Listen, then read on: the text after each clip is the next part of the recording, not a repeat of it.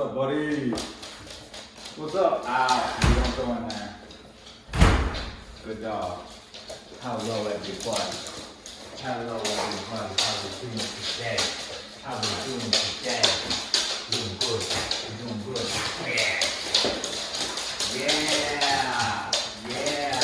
Very good.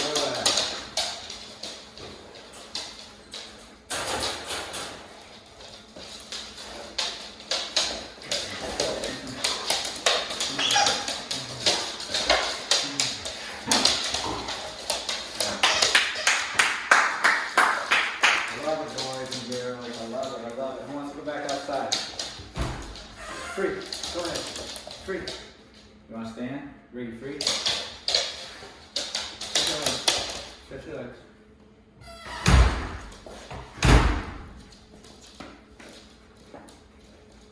That's a good girl. Good.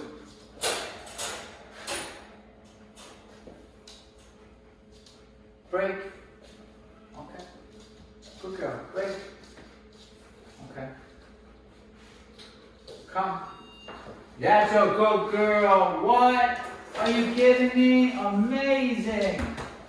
Come here. Come here. I know you want to go in there, but first I need you to come here. Yes, a good girl. What are you doing? What are you doing? That's a good girl. Wow. I know it. I know it. What a beautiful young lady, huh? What a good girl. Stay. Just stay. I love it. You're doing good. Stay. You feel better. You look like you feel a lot better. Good girl. Yeah. That helped you right there. That little submission really helped you, huh?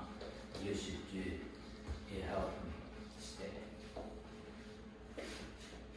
Place. Yeah, girl. Good girl. Look at you. Smart lady. Very nice work. Very good girl. Take your leash off, okay? Stay in here. How's she doing? Well, she just wants to be in here. Oh, she wants to be in there. That's different than at home. Yeah, I started it probably different than you would expect. I started by actually not even doing anything with the kennel. I just put pressure on her butt until she sat with my body, and then to the down, then to the side of submission.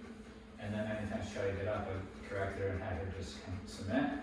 And then when we were done with that, I stood up and said, okay, get up. She said, cool. Went right in the kennel, lay down. See, here, the kennel is a safe space. She wants to be in there because the outside environment is unfamiliar and you're asking her to do things that they're probably not asking of her at home. At home, she's probably treating her house like Chuck E. Cheese, right? So she wants to be out. Yeah. Out is cool. Out is fun. And then when you try to put her in the kennel, all she wants is to be out. Right. So she's destroying, she's drooling, she's going crazy. But that's not separation anxiety. No. So that's the thing. Mama. That's the thing. Real separation anxiety, or where there's two things that you, if they're like the real deal that you gotta look out for. Real separation anxiety, where it's just like, I can't be alone or I can't be away from this particular person, otherwise I just stress really bad. Or I have like a thing about being contained. I don't want to be contained, right? Stress around that. Well, from what you described, and as easy as she's going in here, and the lack of heavy anxiety going away from her owners, I think it's just, I don't want to be in here, and nobody turns my brain off, and I have the right breeds up here that when I think about something, I continue to think about it, and then they just precipitate, drool, and everything. So once we start correcting state of mind, we say relax, it just all goes away. It makes it look like magic. It makes it look like magic, but it's not. We're just taking control, we become the leader, and we're correcting these states that are unhealthy. She's in a stressed out state all the time, but it doesn't seem like it's from separation to me. We would have seen it leaving the owners, and we would have seen it going in here like this. She would have really had trouble going in here. She wanted to go in here. So, she doesn't want to be in the kennel at home, and so she's stressing about it.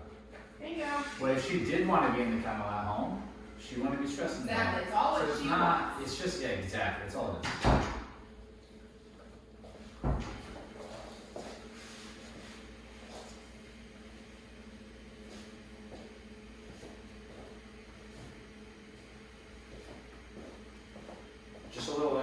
note to the owners. You know, I've dealt with many cases where the dog was labeled to have severe separation anxiety, and it cleans up very quick. It's not a disease that the dog has. She's not diseased. She's not forever, you know, gonna suffer with this condition, if you will. I feel like that's how people see separation anxiety. It's like, oh, they have this thing. It's a disease. Now, as soon as we shift the hierarchy in our pack, and she accepts me as leader, I can say, don't be in that state. And she'll say, okay. And she'll go into the submissive, calm state, which is where they're just waiting. And I disagree with that energy, which another dog would too. That's probably another reason why she's getting into fights amongst other dogs, aside from a 12-year-old puppy, right? Because they don't have that adult brain, but the adult dogs in her life are getting into fights with her, probably because her energy is unstable. In a pack of dogs, they correct the instability. The humans aren't correcting the instability, so it just continues. They're just unstable in this situation, in this situation, in this situation. So a dog will correct whenever she starts to get unstable. My dogs aren't going to do it because they're trained not to. They know that I don't want them to have any hierarchy talk, and I don't want them fighting dogs. However, if I didn't have that conversation with them, eventually they'd want to correct her just for being in an unstable state. That's it. That's it. All right. So they don't want that energy around them. So I can. The good news is, once I become the leader of her, I can correct that too. But that's how I'll become the leader, and I'll correct those states when she starts to get into this really anxious space. Doesn't matter what she's anxious over. We don't have to worry about, oh, I think she's anxious because mommy's not here. I think she's anxious because this is happening. Or I think she's anxious because she doesn't want that. Doesn't matter. We're just saying, here's a state of mind that I want you to learn to go into. It's calm, compliant, submissive, relaxed. You know that state of mind? Okay, I know it's in there because every dog has it. They enter this state to avoid confrontation, to keep themselves alive and safe amongst pack members that might have conflict with them. They know how to go into a calm and submissive space in their head. So I'll tell her that space is what I want. That's the answer, especially post-correction. So if I catch you going into a crazy spiral, if I correct you, if I disagree with it, I want you to then go into the calm place.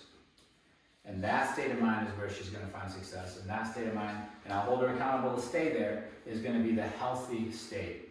It's going to cure all that trying to break out of the kennel. I see she has broken teeth. She has broken teeth. I've seen that. Probably from ripping on kennels. So it'll stop all the drooling. It'll stop all the nonsense in the kennel. It's just relax. Okay? Good girl.